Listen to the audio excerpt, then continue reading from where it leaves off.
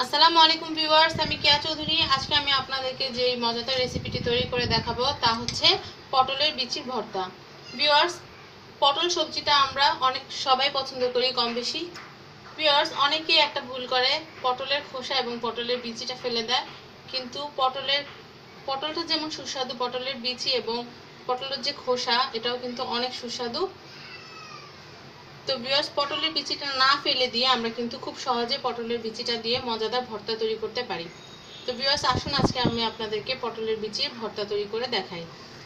Viewers, আমরা আজকে পটলের বিচির যে ভর্তাটা দেখাবো, এটাতে আমরা কোনো মাছ দিব না, প্লেন আমরা সাধারণভাবে যেভাবে ভর্তা করি ওভাবে করব। প্রথমে আমরা নিয়ে নিচ্ছি তেল। আমরা এক টেবিল চামচ পরিমাণ তেল নিয়ে নিলাম। তারপর আমরা দিয়ে দিচ্ছি পেঁয়াজ আর রসুন। পেঁয়াজ আমি এখানে 3টা পেঁয়াজ কেটে নিয়েছি, দেশি পেঁয়াজ। তারপর আমরা নিয়ে নিচ্ছি রসুন, গোটা রসুন।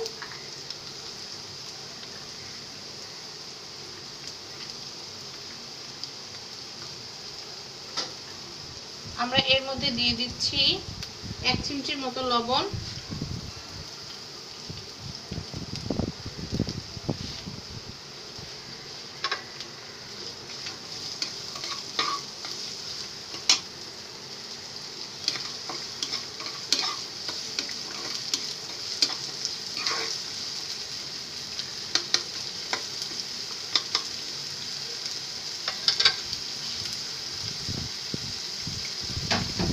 ভিউয়ার্স, আমি এখানে 1 টেবিল চামচ পরিমাণ তেল দিয়েছিলাম, এখন আমি হাফ টেবিল চামচ পরিমাণ তেল আরেকটু দিয়ে দিচ্ছি।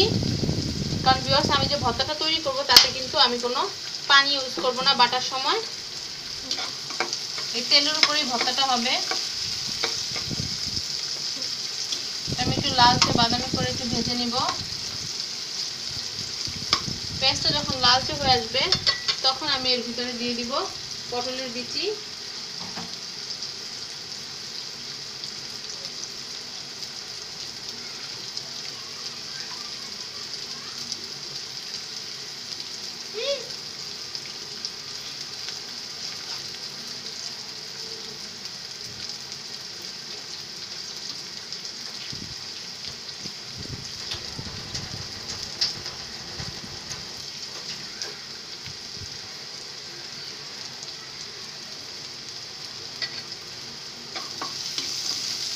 ভিউয়ার্স, এর ভিতরে আমরা আস্ত কাঁচামরিচ দিয়ে দিব। আপনারা ঝালটা আপনাদের স্বাদ মতো দিয়ে নেবেন।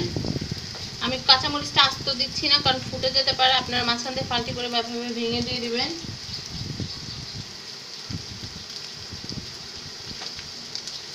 আমি রসুন কিন্তু কুচি কুচি করে নেই, যে রসুনটা আমি আস্তে আস্তে রেখেছি, যেহেতু এটা বাটা হবে তাই আমি টোটাল 4-5টা মতো মরিচ দিয়ে দিলাম, যেহেতু আমি ঝাল খেতে পছন্দ করি।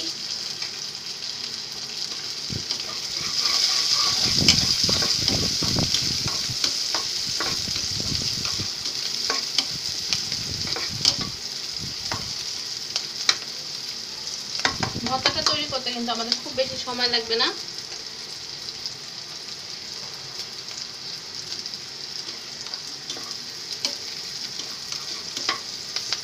একটু লালচা লালচা কিন্তু বাদামি একটা কালার কিন্তু পেঁয়াজের মধ্যে আসছে আস্তে আস্তে, আমরা কিন্তু খেয়াল করছি।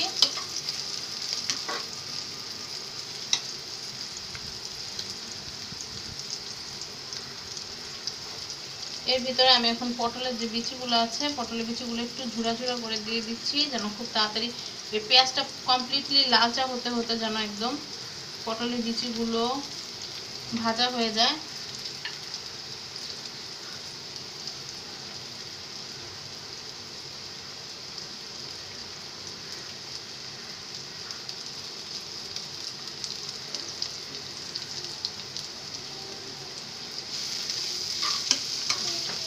আমরা পটলের বিচিটা দিয়ে দিলাম, এখন আমরা একটু নেড়ে নিব।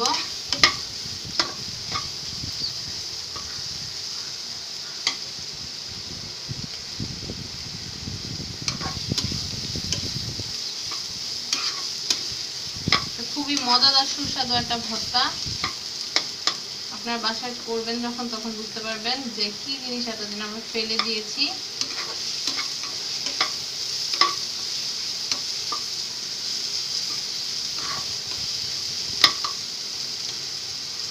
আমাদের যখন পেঁয়াজ এবং পটলের বিচিটা যখন একদম সুন্দর মতো তেলের ভিতরে ভাজা হয়ে যাবে, তখন আমরা একদম সর্বশেষে দুইটা উপকরণ দিয়ে নেব। তা হচ্ছে আমরা একটু টেস্ট করব যে লবণটা ঠিক আছে কিনা। লবণটা ঠিক থাকলে তো ভালো কথা, আর না হলে আমরা একটু লবণ যোগ করব। আর দিব ধনে পাতা দেওয়ার পরে আমরা দিব একটু জিরা গুঁড়া, দিয়ে আমরা এটা বেটে নিলে তৈরি হয়ে যাবে মজাদার পটলের বিচির ভর্তা।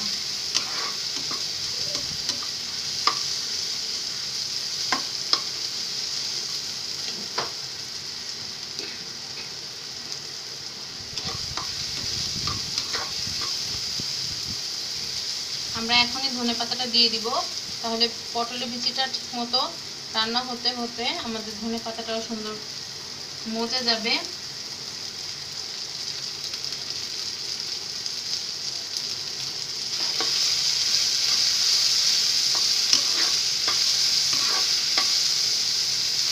জিরা গুঁড়াটা আমি এখন দিব না, জিরা গুঁড়াটা ঠিক একেবারে নামানোর সময় দিব।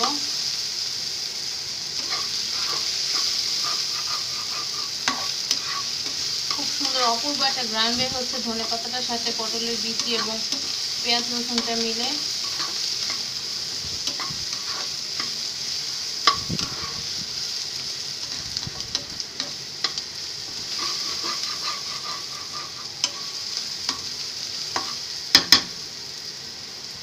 খুব ভালো করে নেড়ে নিচ্ছি আমি।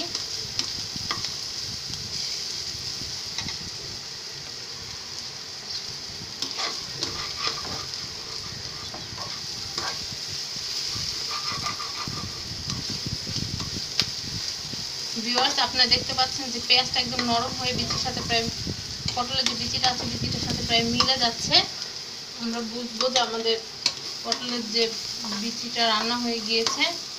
এখন আমি দিয়ে দিব এটার ভিতরে জিরা গুঁড়া 1 চিমটি জিরা গুঁড়া আমরা দিয়ে দিব। 1 চিমটি জিরা গুঁড়া দিয়ে দিলাম। এখন আমরা এটাকে বেটে নিব, তাহলে তৈরি হয়ে যাবে আমাদের মজাদার পটলের বিচির ভর্তা।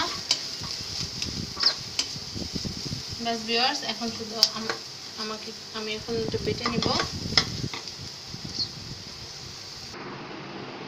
ভিউয়ার্স, আমি আমার যে পটলের যে ভর্তাটা, পটলের বিচি যে ভর্তাটা আমি ওটা বেটে নিয়েছি, আপনাদেরকে দেখাচ্ছি।